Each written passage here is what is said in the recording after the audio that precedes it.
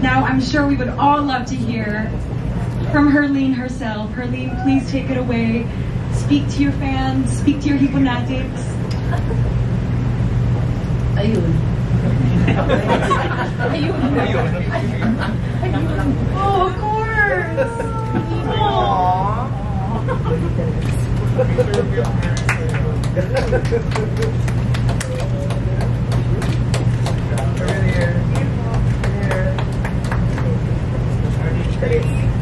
Thank you.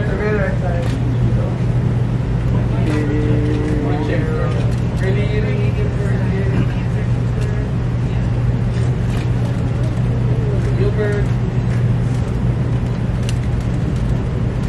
Thank you. Thank you so much, Sir Wilbert. Herlene, would you like to give them a little message? Ganda.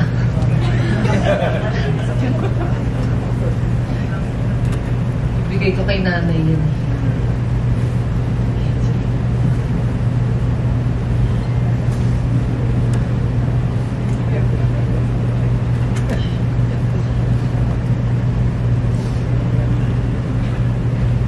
Ayun, maraming salamat po sa inyong lahat ulit. Grabe. Unang-una kay Sir Wilbert Tolentino, nakakita ng potential ko. Grabe, kahit nasa sarili ko, hindi ko naisip yung sarili ko na magiging ganito ako, na magkakaroon akong corona, na ipanlalaban ako sa ibang bansa. Dati nga sa school ko, hindi ako mapanlaban-laban eh. Volleyball player ako dati, pero hindi ako pang national ganyan-ganyan eh. Pang iba pa lang klase yung atake natin. So, doon pa lang Sir Wilbert, Mima, maraming salamat kasi binigyan mo ako ng opportunity na makita yung mga side na hindi ko pa nakikilala sa sarili ko. Kaya ang galing mo, parang prediction. Na pipredict mo siguro na yung future. Kaya siguro nakita mo yung bilang si Herlene Hipon, nakita mo sa BTV ng Pilipinas at lilipad sa Uganda. Yun, maraming salamat po pala ulit kay Tito Rogil, syempre sa KF family, na talagang nagtyaga din, naturuan yung kumbaga bobo na talagang matuto sa lahat ng bagay. Kasi para sa akin ang bobo, yung willing matuto, yun ako. So proud akong tawagin akong bobo kasi patay gutom yung utak ko na makakuha ng knowledge ng ibang tao. Tapos i-feed ko din sa iba. Kumbaga cycle yan eh.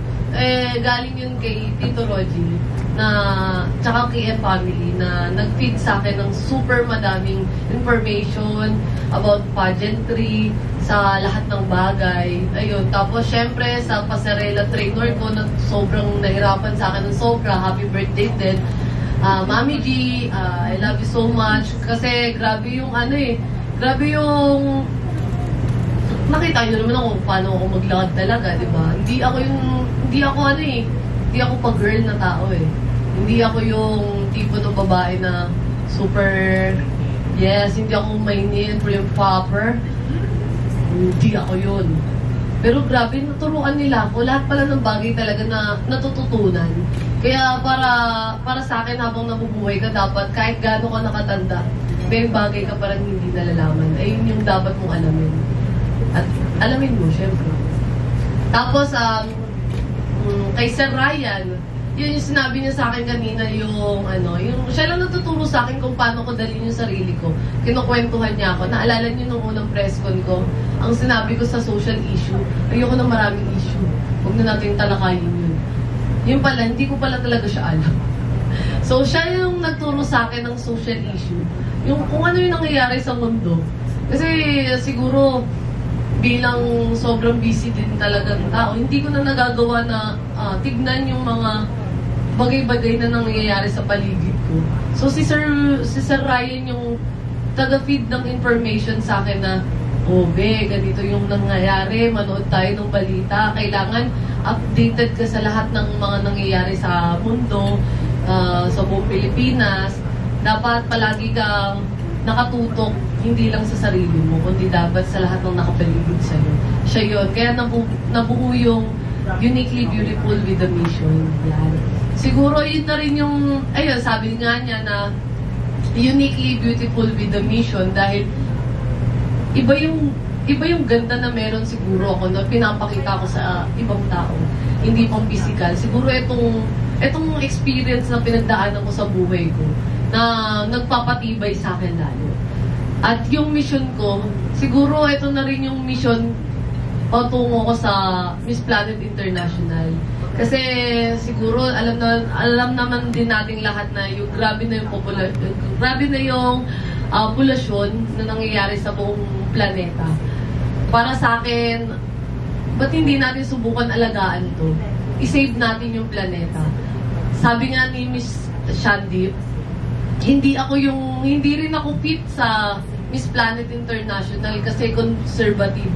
So ako yung taong hindi conservative pero willing matuto maging conservative kasi super religious daw nitong pageant na to. At alam kong, religious ako pero sa part na alam kong ganun yung pamilya ko. So hindi ko ibebelong, hindi ako kahit anong magsasalita about religious. Sa akin, aaralin ko kung ano yung mga bagay na hindi ko pa nalalaman. So, yun yung Planet International. Kasi ang Planet International daw is gustong ipagsigawan na alagaan mo, ikaw, kung sino man sa inyo, alagaan yung planeta natin. Kasi sino ba makikinabang nito? Kundi tayo lang. Sabi nga din ulit ni Sir Ryan, maging sugo ka kaya. Sugo in English daw is messenger. So, messenger. So, kada isang tao na pagsasabihan ko na, uy, huwag kang magtapon dyan, parang kung sira ulo, kung sa babalik din naman sa'yo yan. Diba? Elementary pa lang tayo, tinuturo na yun. Bakit aantayin pa ba natin na bumalik sa atin yung mga bagay na itinapon mo noon? Ba't hindi natin umpisahan ngayon pa lang din na alagaan mo na kung anong meron ka? Yun yung Planet International. So ako ang magiging sugo ng Planet International para sabihin sa bawat Pilipino at sa buong mundo na alagaan natin kung ano ang mga meron tayo dito. Kasi hindi sa lahat ng bagay magiging mabait sa atin ang planeta. So alagaan natin, iligtas natin, at i-save natin ang planeta. At syempre, yun. Wala ako sa palakpak nyo. Hindi, ayun. Tapos, may iba naman ulit tayo. Yung GMA, kasi meron akong forever, magandang dilag. Ayan, na ipapalabas po next year sa February. Magpo-promote na rin po ako. Nag-cancel po sila para dito po sa Miss Planet International. I-consider po nila yung hindi pang sa kanila lang, kundi pang buong Pilipinas po. Kaya sana po kung sinuportahan po tayo ng GMA, sana suportahan po din nyo akong lahat. At syempre, maraming salamat po sa JAG na binigyan ako ng super, hindi ko inakala mangyayari dito sa buong buhay ko.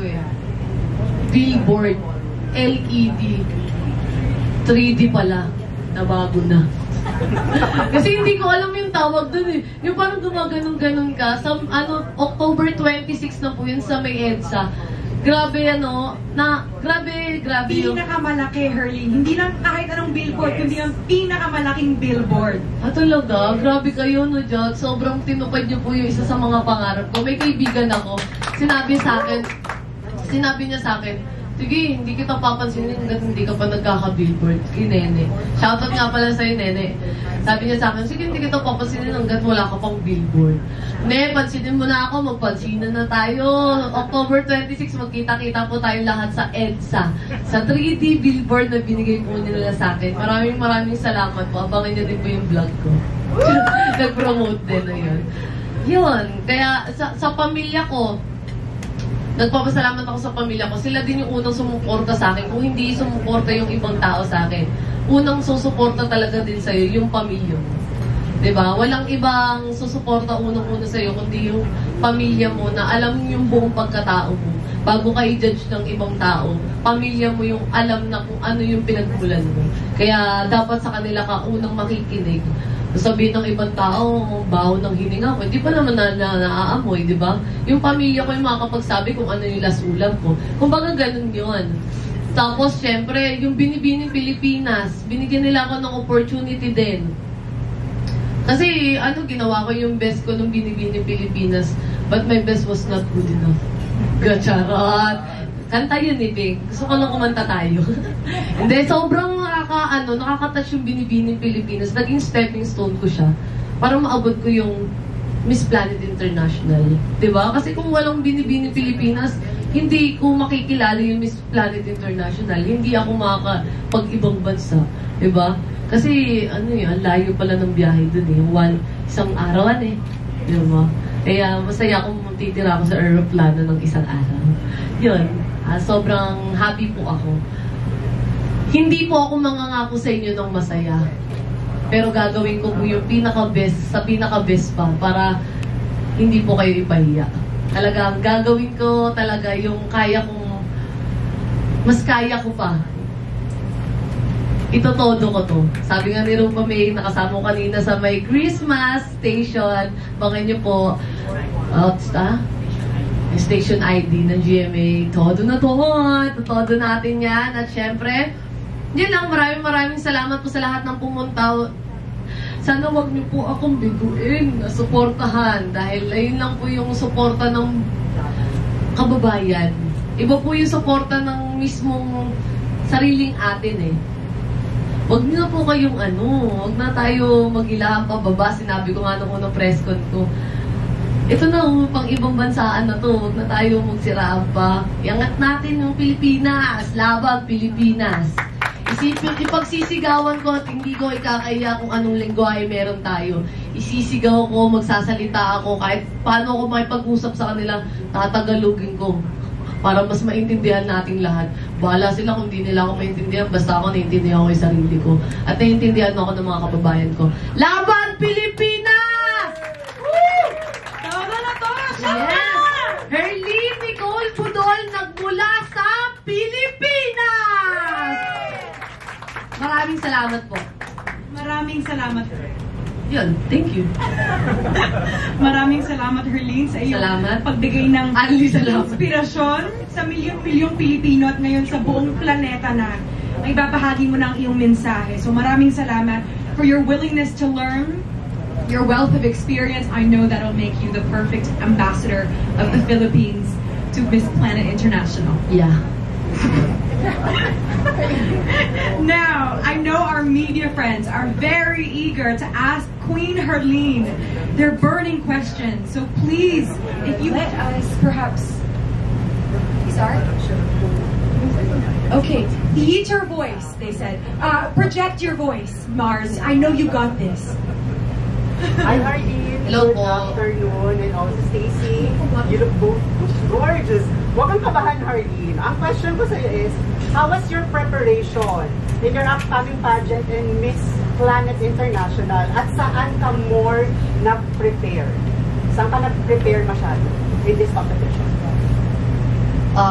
Yung physical, unahin natin yung physical.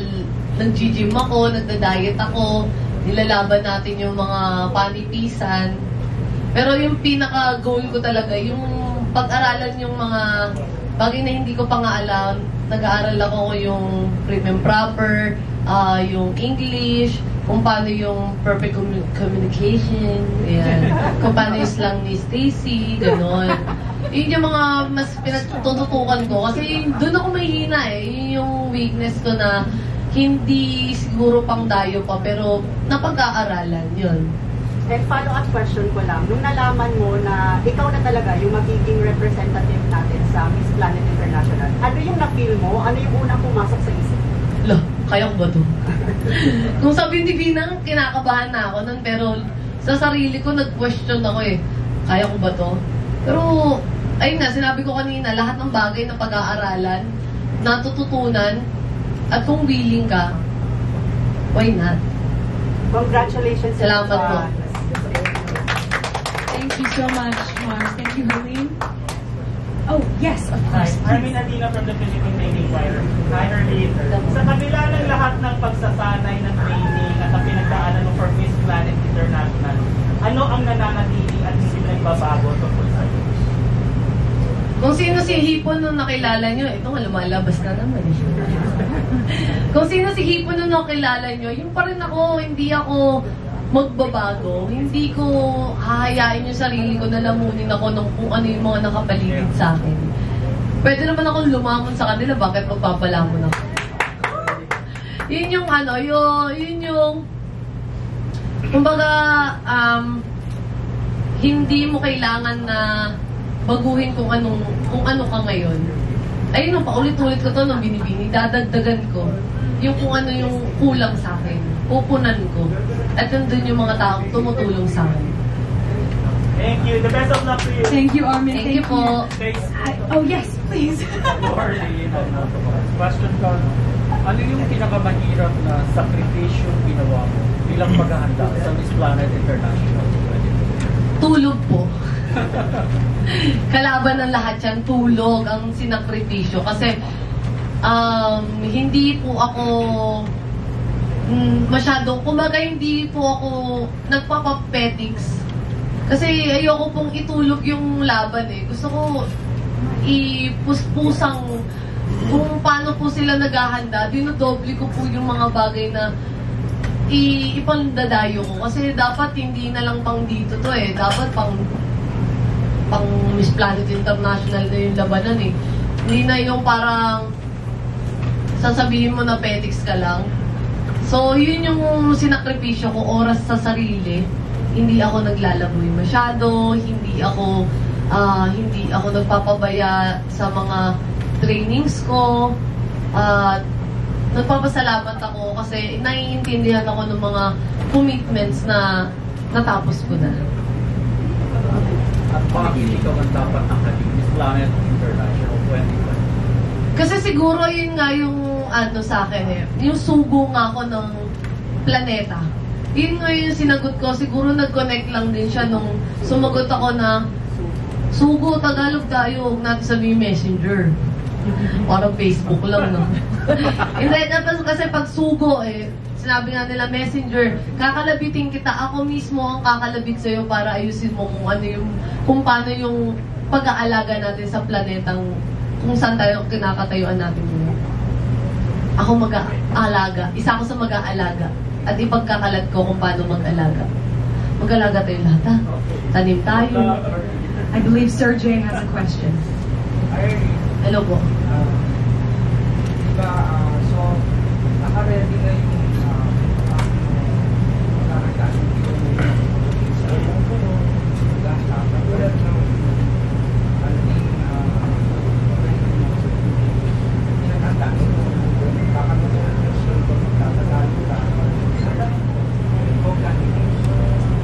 Sign language.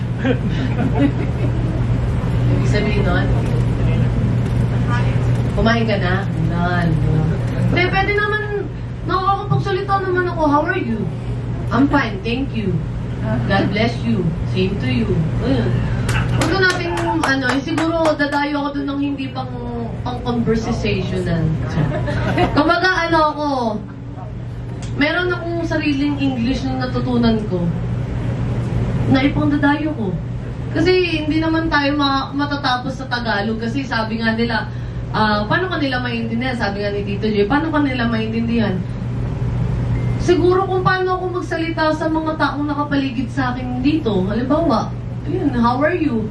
Basic yung mga pangangailangan. Hindi na ako parang maghalungkat pa ng buhay nila. Uy, kamusta mama mo? Hindi naman ako mag-English. How's your mother? Diba? Madali yung mga basic. Hindi ko na po papakomplikaduhin yung buhay ko doon.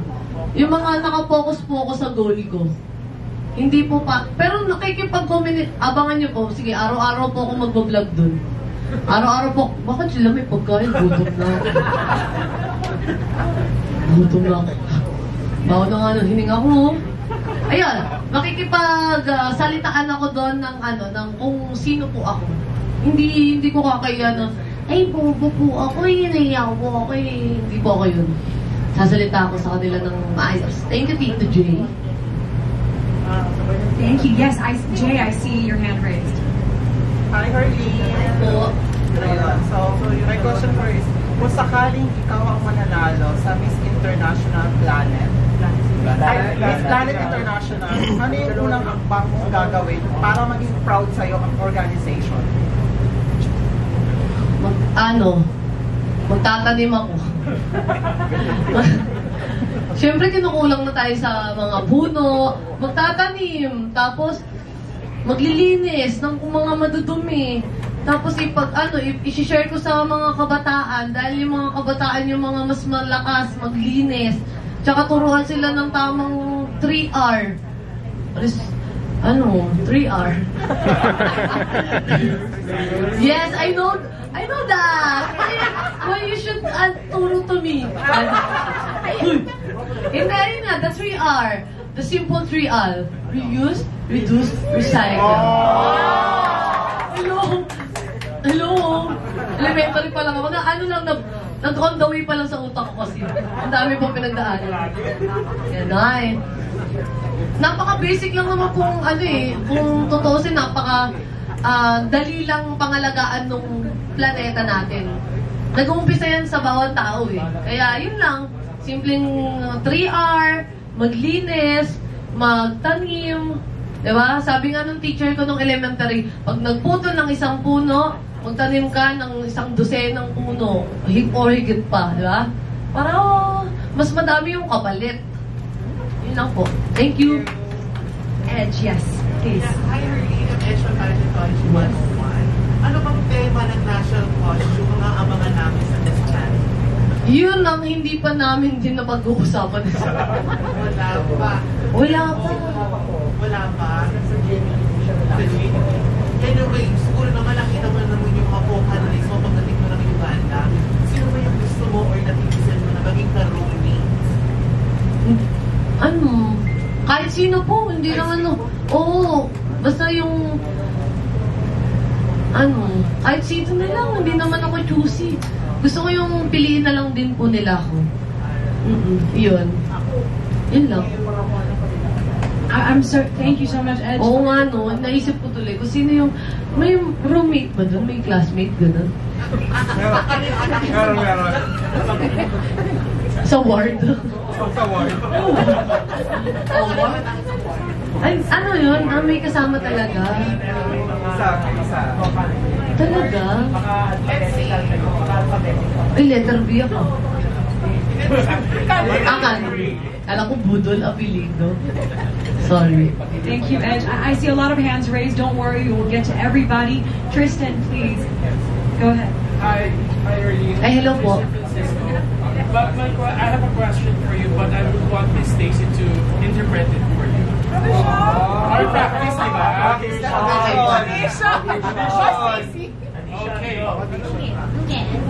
I have a two-tier question. First, what do you have that so many people in organizations have volunteered their help in your quest for Binibining Pilipinas 2022 and now for Miss Planet International? And how are you going to unite your message of hard work in being uniquely beautiful with a mission to the advocacy and needs of the planet in this present time? Okay. Audition. Ang galing. Pwede po bang historian and marites na lang po ulit? Medyo... Oh, that's a mouthful. Okay, yung unang tanong is ano ang meron ka na nang dahil sa mga taong sumuporta sa'yo, both on Binibining Pilipinas at sa Miss Planet Philippines or Miss Planet International. At yung pangalawa po, medyo tongue twister eh. Paano mo mapagkakasundo ang mensahe mo bilang uniquely beautiful with a mission at ang advocacy at pangangailangan ng planeta para sa Miss Planet International? Ayun po ata nag-audition. I love it!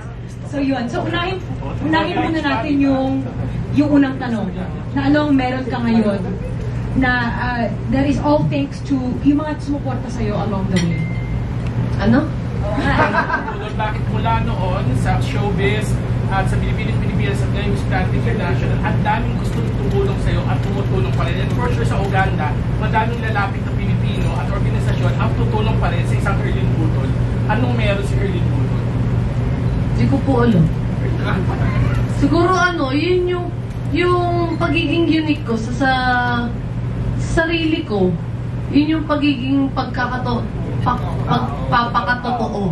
Yun yung pagpapakatotoo ko sa sarili ko na ipinapakita ko. Hindi ako nag-filter ng kung sino yung pagkatao ko, saan ako nagmula. Siguro yun yung nakaka-relate yung ibang tao kaya tumutulong sa akin. At yung iba naman na hindi nakaka-relate, yun yung nako-curious kung ano bang meron sa akin. Kaya sila tumutulong. And last na. 3 years ago, Mr. Wilbert Tolentino, you have prophesied that the Philippines will have not just a back-to-back win in Mr. Gay World, but a back-to-back-to-back win. Akala namin imposible mangyari, but it happened. What's your prophecy and prediction for Herlene this time? Diba? Kasi talaga imposible yung sinabi mong back-to-back-to-back eh. Yeah, actually nag-back-to-back lang. Yung pangatlo po actually is first runner-up, na-dethrone yung title, kaya naging back-to-back-to-back. Opo. You predicted that. Yes po. Opo. Actually, siguro malakas lang tayo kay Lord at saka siguro kapag naniniwala ko sa hard work lalo na sa buong team namin. Pag nag-collab ang Kagandahang Flores with speech coach si Ryan at si Herlene, nilalagay niya sa puso talaga kapag mag-i-start ng training. At never pa siyang nakapag-training since Binibini until now. So, after ng send-off ngayon pa lang kami prepare lahat. Even costume, wala rin kaming handa pa. So, kaya wala pa kami nakamap lahat. So, predict ko sa kanya, pinakamababang mapuntahan niya is nasa loob ng top 5. Kaya. Sabi nung President, magiging super proud of Pilipinas eh. Super proud kasi, yeah, siguro isa sa mga, siguro nakita niya yung transformation ng Binibini. Siguro nakita niya yung profile ni Herlene from Raw to Beauty Queen. Siguro yun yung ine-expect din ng international CEO. So, yun ang dapat ang gagawin nating pasabog at ipapakita natin since nakita natin yung video na to. So, kailangan i-meet natin expectation. And para sa lahat ng Pinoy, expect unexpected talaga. So, alam ko kahit na hanggang top 5 ang predict namin for you, pero uwiin mo pa rin at gawin mo pinaka-best mo. Love you! From Raw to Beauty Queen, bumalik, naging role. Thank you so much, Kristen. I've just been told we only have time for one more question. I'm so sorry, but I hope that if you have a question, that you can perhaps corner my sister later on and ask your question. But Adam G, the last question is yours. I saw your hand raised earlier, but sige. yeah, I saw your hand raised. Sige, last question na lang na. Yes. Herlene, as the last question, how would you like to be remembered as a beauty queen here in Binibining, Pilipinas, and about to compete for Miss Planet International? Kung saan niyo ako gustong matandaan? Yes. Man, interpreter ko sarili ko. Hindi. Yun yung maging proud ako na ipangdayo yung dialect natin na wikang Pilipino. Kasi yun yung nabalitaan ko na, di ba si Ate Maxine Medina, magiging kontrabida ko siya sa palabas ko po. Yun. Nag-translator siya, pero nag-English pa rin siya. Ako susulitin ko talaga Tagalog to. Yun yung gusto kong matandaan nyo sa akin. Huwag tayong mahiya. Oo, ang Pilipino magagaling sa pag-i-Ingles ang mga Pilipino, pero ipaglayabang ko kung ano yung natutunan ko dito sa Pilipinas at kung ano yung meron tayo. Pagsisigawan ko at ipagmamalaki ko ang salitang wikang Pilipino. Yan, salamat po. Ulit, dito sa pangtapay. Binawin. Nag-alangan siya nung naggaganto na naman ako. Kanina kasi nananahimik ako sa kwarto. Nak, galingan mo, nak. Nung nagsalita na ako, top 5 lang po nararamdaman. Mima, papunta pa lang tayo sa exciting part. Hindi pa tayo nagtitraining. Bakit pag ganito ba ako gumalaw, ganito rin ipapakita natin doon? Siyempre, ayun nga, papunta pa lang tayo sa exciting part at pa-start pa nga lang tayo ulit ng training eh. Pagkatapos sa Binibining Philippines, nagmang-inasal ako, kumain ako ng tumira ako doon sa Angono. Hindi, nag-flashback lahat ng mga bagay na na-miss ko noon. Eto, Mima, maglalaki na ako sa'yo. Game na ako. Maraming salamat, Queen Herlene Budol! thank you, of course, to our media friends for joining us today. We know that the whole country will cheer for you. Please, Pilipinas, have my sister's back. And also, I'd just like to reiterate about the yellow vaccine. That's very important. Please. Naka-yellow naman po kayo. Yellow vaccine na lang po kulang po. Baka hindi pa po kami matuloy na ito. Please. Importante po yun. Sana po ay matulungan niyo po ang aking sister. Thank you very much to our JAG family. Thank you, Jag. Thank you, Jag. We so look forward to that beautiful billboard. Thank you to Novotel Manila Araneta City for making this event possible, for always housing us and treating us like queens.